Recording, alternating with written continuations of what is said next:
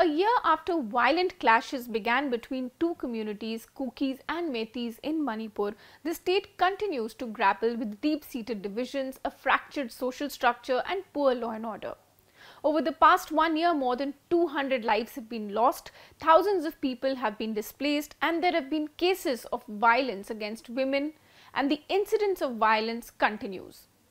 Vigilante groups continue to take the law and order in their hands. Security forces are still under attack by locals. The weapons that were stolen on several occasions from police armouries continue to remain in the hands of public. Most recently, 2 CRPF personnel were killed and 2 others sustained injuries following a blast at the paramilitary forces outpost in Bishnupur district. In another incident, 11 armed individuals dressed in police attire who were intercepted by personnel of the army were freed under pressure from the Mira Paibis who clashed with the army personnel.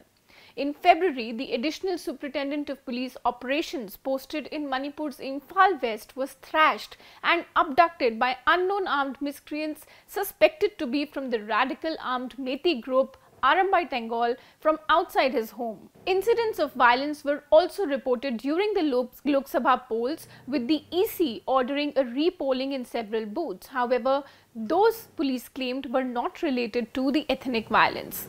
But what are the key challenges that are leading to an unending cycle of violence in the state?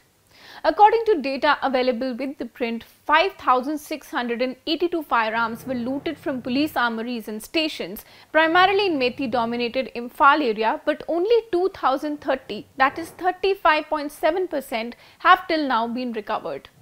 Only 28,000, that is just 4% of the 6.64 lakh ammunition looted, were traced. The gun violence in Manipur is largely being perpetrated by locals using service weapons, claimed security personnel, pointing to the evidence such as the types of cartridges that have been used, firing patterns and the extent of damage inflicted. According to the police, entry of the UGs, that is the underground militants, including groups that had lost all support into Manipur, is a big challenge in recovery of weapons, carrying out operations and this unending cycle of violence. This is because the public support is now with them, they say. Moreover, lack of intelligence from people and sale of these weapons in black market are also posing as a big challenge. Whatever minimal recovery done by the police is with the help of surveillance and checks, while most of these raids are not yielding any results. Another challenge in Manipur that the security establishment is facing is the return of valley-based insurgent groups who were earlier pushed out from Manipur. These are groups who were staying put in jungles of Myanmar but have now returned to fight for their community, train them, and are also involved in rampant extortion and sale and purchase of looted weapons, an officer explained. According to the officer, the current conflict in Manipur has given them a chance to regroup and regain the public support that they had lost. They realized that this was an opportunity to reestablish themselves and have now taken over ground.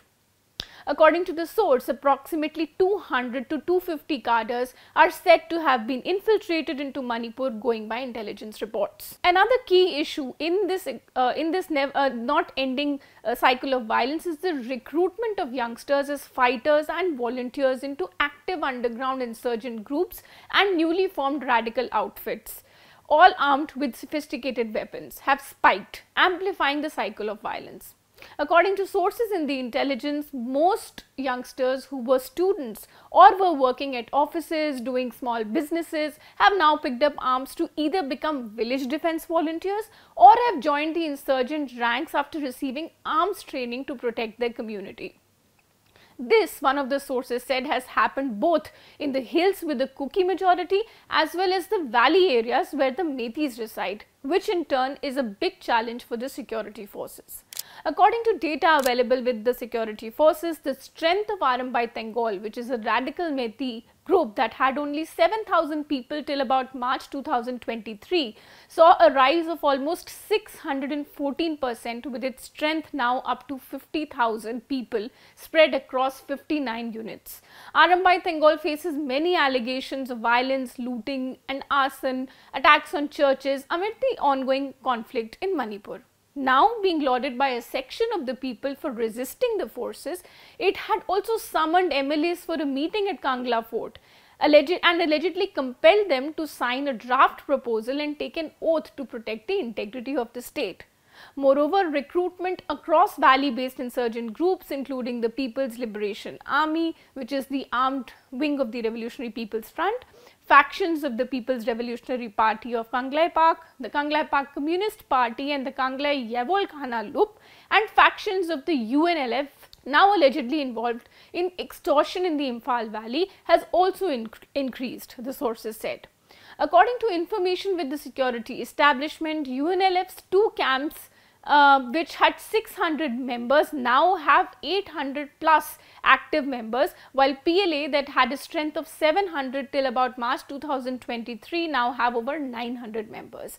Similarly, the KYKL and KCP members are also up from 245 and 155 to over 320 and over 200 respectively. On the hillside, the strength of Kuki National Front is 60, Kuki National Organization is 180, Kuki National Army is 150, Zomi Revolutionary Army over 300 and Kuki Revolutionary Army over 70, the data shows. For the Kuki groups, the numbers have remained constant as these fall under the suspension of operation, that is the SU agreement, and their camps are checked every month to ensure that they are inside. But this does not mean that they are not going out of the camps in violation of the rules, sources said. There are intelligence inputs of these cadres indulging in extortion activities along highways and also training village defense volunteers they have inducted informally. In addition, the source said that there are also intelligence inputs of cadres having infiltrated from Myanmar with sophisticated weapons. On 18th of January this year, Manipur Security Advisor Kuldeep Singh had said that some militants from Myanmar may have been involved in the attack on police commandos in Manipur's border town of Moreh. Singh said that there is a possibility of the involvement of Myanmar-based militants, but there is no evidence yet. The security advisor had further said that there are intelligence inputs that the People's Defence Force may join and may attack the state forces at Moreh. One of the fallouts of this rise in violence in Manipur is also the resurgence of extortion by armed men, which was once rampant across Imphal Valley but had fizzled out. According to sources, several BBIGs and their volunteers are extorting money from valley residents on the pretext of protecting the community from Kuki militants. Another intelligence source said that these groups are asking for money to fund the fight against the enemy community. Those unable to give money are asked to send young men to join the fight as volunteers, sources said. They scare people by saying that Kuki militants have come from Myanmar and how people in the valley are in danger. They say they must shell out money in form of donations to get more arms or send their people to the front line, a source explained. A source said, and I quote, "What is dangerous is that people have started believing that insurgents will save them from the militants." According to the source, while many people are giving money to serve the community, there are people who are giving in out of fear or of social boycott. The insurgents, the source claimed, were also using dummy or at times real grenades to threaten people to give out money and fund the fight. Those who are unable to give the money are asked to send young men to join the fight as volunteers.